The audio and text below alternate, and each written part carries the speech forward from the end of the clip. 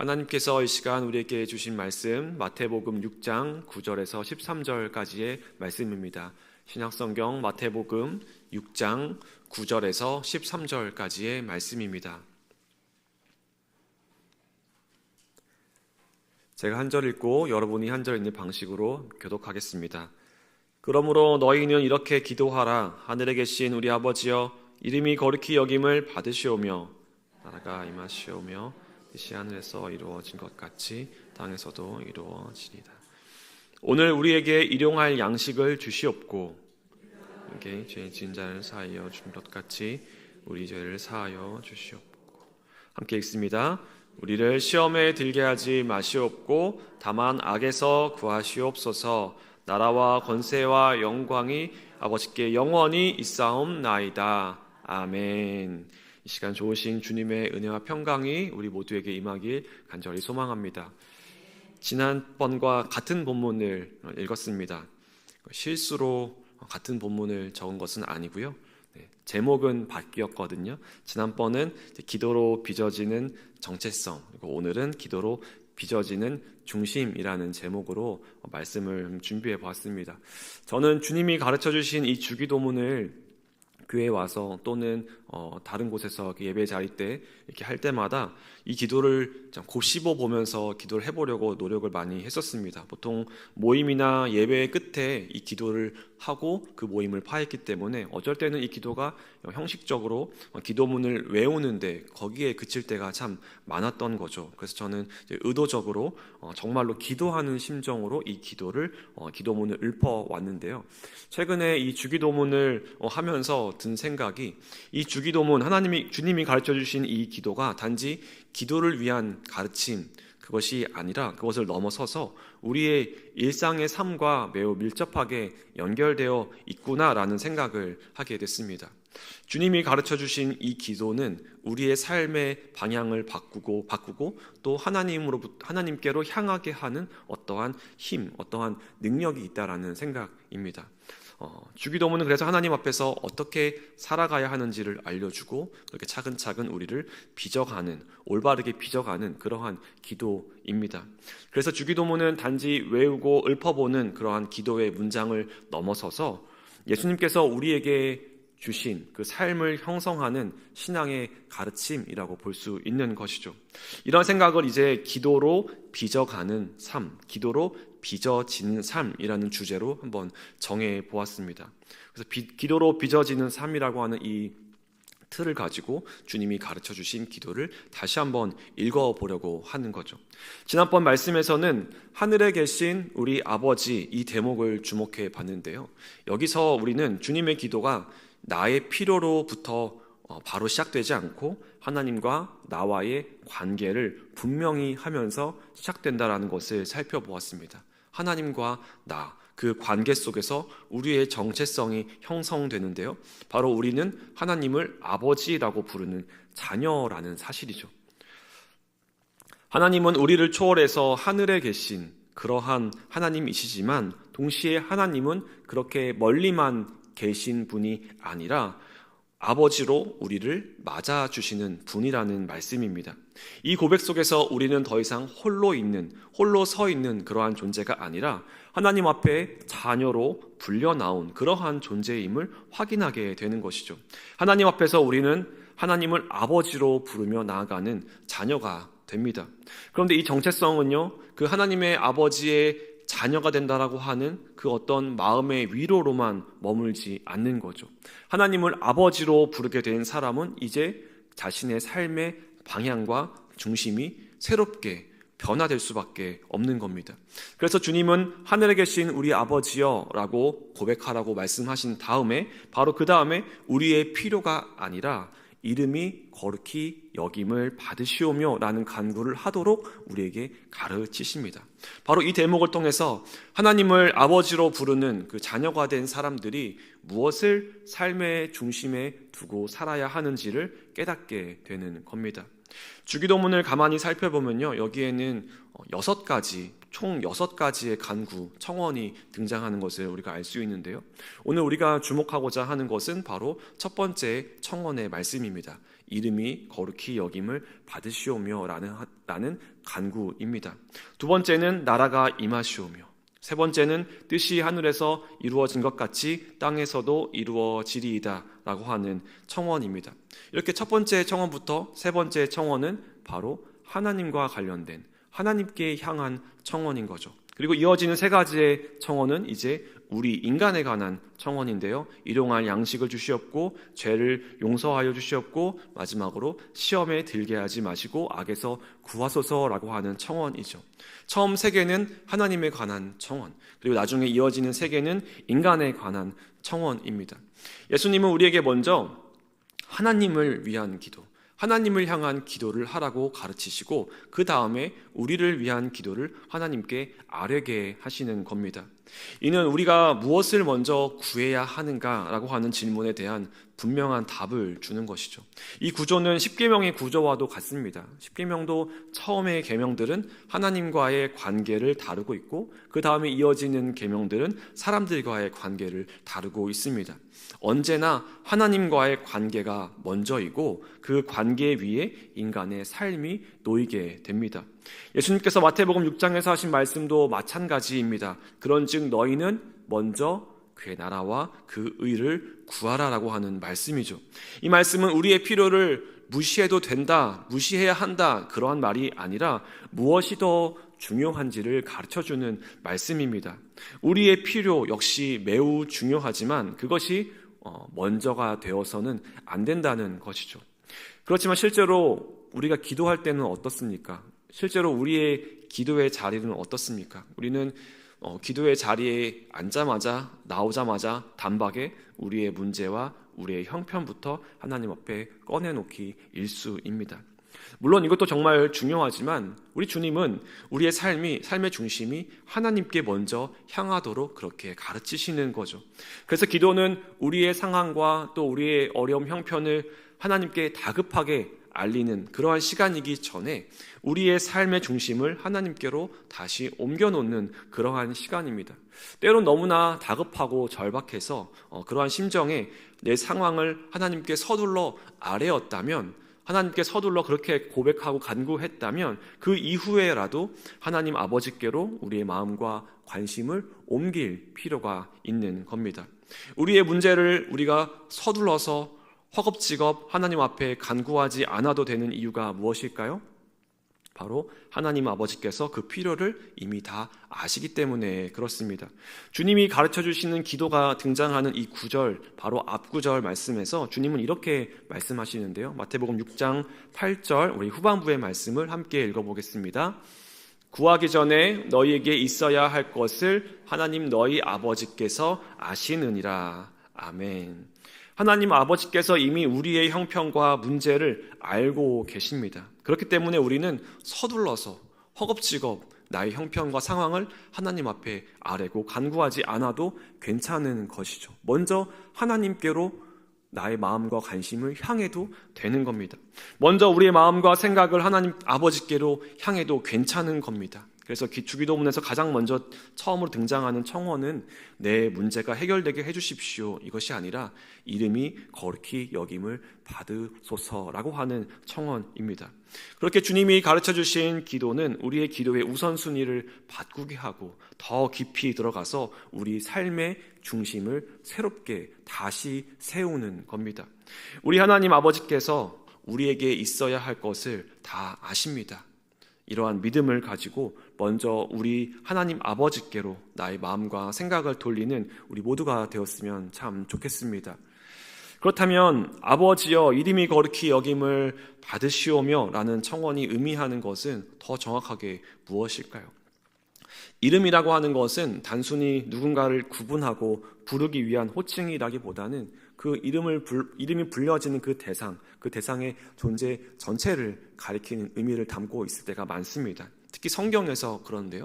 성경에서 이름은 그 사람의 성품과 인격, 또 그가 누구이며 그가 어떤 삶을 살아가는지를 함께 담고 있는 그러한 표현으로 사용됩니다.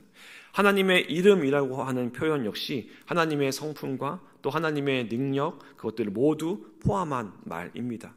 그래서 우리가 하나님의 이름을 찬양한다라고 하는 것은 어떤 의미입니까? 단순히 하나님의 이름 그 자체를 찬양한다라기보다는 하나님이 어떤 분이신지, 하나님이 때로는 신실하시고 인애가 많으시고 또 공의로우신 그런 하나님, 사랑이 많으신 하나님, 그런 하나님이라는 것이 우리 삶 가운데 드러났기 때문에 그것을 찬양한다라고 하는 것이죠. 하나님의 이름을 우리가 의지한다라고 한다면 단순히 그 이름, 하나님의 이름 그 자체를 의지하는 것, 그것을 붙잡는다는 것이 아니라 하나님의 성품과 약속의 말씀을 붙잡는다, 그것을 붙든다라는 말이 되는 겁니다. 그래서 하나님의 이름이라고 하는 표현, 하나님, 거기에는 하나님의 모든 성품과 능력을 가리키는 표현이 되는 겁니다. 이러한 이해에서 이름이 거룩히 여김을 받으시오며 라는 기도는 그 이름의 단어, 그러니까 하나님이라고 하는 그 단어, 그 말, 그 자체를 거룩하게 해주십시오 라고 하는 요청이 아닌 거죠. 우리가 하나님께 무엇인가를 더해서 하나님께 더 뭔가를 보태드리겠다라고 하는 말도 아닌 겁니다. 하나님은 이미 거룩하신 하나님이시며 우리가 무언가를 더한다고 해서, 우리가 무언가를 보탠다고 해서 하나님의 거룩함이 커지거나 작아지지 않기 때문에 그렇습니다. 하나님은 하나님 그 자체로 이미 거룩하신 하나님입니다.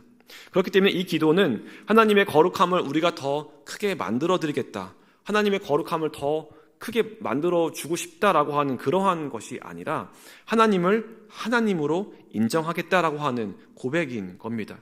곧 하나님이 어떠한 분이신지를 내가 제대로 깨닫고 제대로 알고 그 하나님 그 자체로 인정하겠다라고 하는 고백인 것이죠. 나아가 하나님을 하나님으로 인정하겠다라고 하는 말은 하나님을 내 마음대로 이해하고 내 마음대로 하나님을 생각하고 또는 하나님을 내 욕망을 채워주는 도구로 그렇게 하나님의 이름을 사용하지 않겠다라고 하는 고백이기도 합니다. 우리는 종종 하나님의 이름을 부르면서도요, 거룩하신 하나님의 이름을 부르면서도 때로는 실제로는 내 뜻과 내 계획과 그것들을 이루기 위하여서 그 이름을 부르고 외칠 때가 참 많습니다. 그러나 주님이 가르쳐 주신 기도는 그러한 우리의 경향성 또는 우리의 그러한 습관의 앞에 우리를 한번 멈춰 세우는 것이죠. 먼저 하나님의 이름이 거룩히 여김을 받기 원합니다. 내가 하나님의 이름을 먼저 바라보기 원합니다. 내가 먼저 하나님을 하나님으로 인정하고 받아들이기 원합니다 라고 하는 그러한 청원입니다. 하나님의 이름이 내 욕망의 수단이 되지 않도록, 또 내 삶이 하나님의 이름을 가리지 않도록, 또 내 생각과 목적과 계획이 하나님의 목적과 하나님의 뜻을 거스르지 않도록 결국 하나님을 내 삶의 중심으로 모시는 그러한 기도입니다. 이렇게 볼 때 이름이 거룩히 여김을 받으시오며 라고 하는 이 한 문장의 기도는요, 정말로 진실되고 매우 묵직한, 무거운 그러한 기도입니다. 지난번 사용했던 야구의 언어로 치자면 이 기도 한 문장이야말로 돌직구 기도인 겁니다. 나디아 볼즈 웨버라고 하는 미국의 한 여성 목사님이 계신데요, 이 목사님이 쓴 어쩌다 거룩하게라는 책의 한 대목입니다. 책 제목부터 참 그렇죠? 항상 거룩해야 되는데 어쩌다 거룩하게. 이 책에서 이 목사님이 겪었던 한 일화를 얘기해주고 있는데요, 이제 여러 군데 강연을 다니는데 한 젊은 신학생이 질의응답 시간에 이 목사님에게 이렇게 매우 진지하게 물었다라고 합니다. 이런 질문입니다. 나디아 목사님, 하나님과 더 가까워지기 위해서 개인적으로 하시는 일이 무엇인가요? 라고 이제 물었답니다. 그러니까 이 목사님이 유명하기도 하고 또 여기저기 강연도 다니시니까 어떻게 하나님과 더 가까워질 수 있도록 여러 가지 신앙적인 어떤 것을 활동을 하는지 이제 물어본 거죠. 그때 이분이 자신도 모르게 튀어나온 대답이 이랬다고 합니다. 뭐라고요? 정색을 하면서 아무것도 없습니다. 하나님과 더 가까워지려고 한다는 게 제게는 너무 무서워 보이거든요 라고 그렇게 툭 튀어나오듯이 대답을 했다는 겁니다. 매우 의외의 대답이죠. 지금 성도님들의 표정처럼. 네. 이 목사님은 이어서 이렇게 이야기했습니다. 하나님이 나를 혼자 두셨으면 좋겠다고 생각할 때가 절반은 됩니다. 그분과 더 가까워지면 좋아하지도 않는 사람을 사랑해야 하거나 헌금을 지금보다 더 많이 내야 할지도 모릅니다. 소중한 내 꿈과 내 계획과 내 생각들을 순순히 버려야 할지도 모릅니다 라고 덧붙였습니다. 하나님과 가까워지기 무섭다라고 하는 이 목사님의 말은 그 말이 담고 있는 그 무게가 정말로 무겁다라는 것을 의미하는 거죠. 그것이 참 무거운 말이고 두려운 말이다라는 것을 의미합니다. 하나님과 가까워지면, 하나님을 내 삶의 중심으로 모시게 되면 그 하나님의 성품을 내가 따라야 하기 때문에 그럴 만한 자신이 때로는 없고 부족하고 그래서 두려워진다라는 것이죠. 그래서 어쩔 때는 거룩하고 싶지만 또 어쩔 때는 거룩하는 게 무섭고 두려워진다는 겁니다. 그래서 하나님과 가까워진다는 것이 그래서 때로는 무섭다라는 말이 바로 이 목사님의 표현이었던 것이죠. 거룩이라는 말 자체가 주는 무게는 이러합니다. 참 무겁습니다. 성경에서 말하는 거룩의 가장 기본적인 의미는요, 따로 떼어두다, 구별하다라는 뜻을 가지고 있습니다. 이렇게 볼 때 따로 떼어두다, 구별하다, 일종의 분리의 의미가 이제 강조되는데요. 그래서 우리가 거룩함을 생각하다 보면 세상과 철저히 분리된 것 또는 일상과는 거리가 먼 어떤 상태처럼 생각하기도 합니다. 그런데 이 구분은 그 구별과 구분 그 자체가 목적이 아닙니다. 구별한다고 하는 것은 세상으로부터 도망쳐 나오듯이, 세상으로부터 이렇게 떨어져 나오듯이 그렇게 구별된다는 것이 아니라 하나님께 속하도록 그 방향이 옮겨진 상태를 의미하는 거죠. 따로 떼어놓긴 하는데, 따로 구별하긴 하는데 무엇을 위해, 누구를 위해 구별하고 따로 떼어놓느냐? 바로 하나님을 위해서 떼어놓는다. 하나님을 위해서 구별한다라는 말입니다. 하나님께 속한 것으로 구별하는 것입니다. 그래서 무엇을 내가 하냐 하지 않느냐의 문제이기에 앞서서 누구에게 속해 있느냐, 하나님께 속해 있느냐, 하나님께 속해 있지 않느냐라는 것을 물어보는, 그것을 문제로 삼는 그러한 말인 겁니다. 그래서 거룩함은 특정한 장소에 들어갈 때만 요구되는 태도가 아닌 것이죠. 예배당 안에서만 거룩하고 일상에서는 거룩하지 않아도 된다라고 하는 그러한 말이 아닙니다. 장소의 문제가 아니라 내 삶의, 내 소속, 그 중심의 문제입니다. 우리가 하나님을 나의 삶의 중심으로 모실 때 그 중심은 자연스럽게 나의 삶을, 우리의 말과 또 행동을 새롭게 정렬시키는 거죠. 무엇을 우선순위에 둘 것인가, 또는 무엇을 내려놓을 것인가, 무엇을 내 손에 움켜쥘 것인가, 때로는 무엇을 내 손에서 놓을 것인가 라고 하는 것을 새롭게 하는 것입니다. 이때 거룩은 그래서 추상적인 개념이 아니라 삶의 구체적인 모습으로 이제 드러나기 시작하는 것이죠. 그래서 성경은요, 이 거룩을 이야기할 때마다 매우 구체적인 삶의 장면으로 우리를 이끌어 갑니다. 대표적으로 레위기 19장이 그런데요, 레위기 19장의 말씀에서 첫 번째 2절에 보면 그 말씀 이렇게 시작합니다. 너희는 거룩하라, 이는 나 여호와 너희 하나님이 거룩함이니라 라고 말씀합니다. 그런데 그 말씀에 이어지는 내용을 보면요, 참 그 내용이 의외로 구체적인 삶의 장면들을 이야기하고 있습니다. 부모를 공경하는 일, 안식일을 지키는 일, 밭을 추수할 때 모퉁이를 남겨 가난한 이웃을 배려하는 일, 남을 속이지 않고 정직하게 사는 일, 약자를 억압하지 않는 일 등등, 이 모든 것들이 거룩과 연결되는 삶의 모습인 거죠. 이렇게 거룩은 세상과 담을 쌓고 구분하라라는 말이 아니라 세상 속에서 하나님께 속한 방식으로 살아가는 것을 의미합니다. 그래서 하나님께 따로 떼어서 구별한다라고 하는 것은 세상과 이웃으로부터 멀어지라는 것이 아니라 오히려 세상과 이웃을 향해 더 가까이 나아가고 그 안에서 그것들을 하나님께 속한 것으로 바꾸어 나가는 것입니다. 특히 레위기 19장 9절에서는 하나님 이렇게 명령하시는데, 우리 한번 19장 9절의 말씀 함께 읽어보겠습니다. 너희가 너희의 땅에서 곡식을 거둘 때에 너는 밭 모퉁이까지 다 거두지 말고 내 떨어진 이삭도 줍지 말며. 아멘. 추수할 때 밭에 모퉁이를 다 거두지 말고 남겨놓으라 라는 말씀입니다. 그러니까 한 모퉁이를 따로 떼어놓으라, 구별해 놓으라는 것이죠. 이웃을 위해서 구별해놔라, 그 말씀입니다. 하나님은 내가 거룩하니 너희도 거룩하라라고 명령하시는데, 자신을 위해 구별하여 떼어놓는 것이, 그 명령은 바로 자신을 위해 구별하여 떼어놓는 것이 곧 이웃을 위하여 떼어놓는 것이라는 말씀입니다. 하나님을 위하여 떼어놓는다 있다는 것은 이웃을 위하여 따로 떼어 놓는다라고 하는 가르침입니다. 하나님께 속한 사람은 자신의 몫을 전부 움켜쥐는 그러한 사람이 아니라 하나님을 위해서, 이웃을 위해서 따로 떼어 놓을 줄 아는 그러한 사람입니다.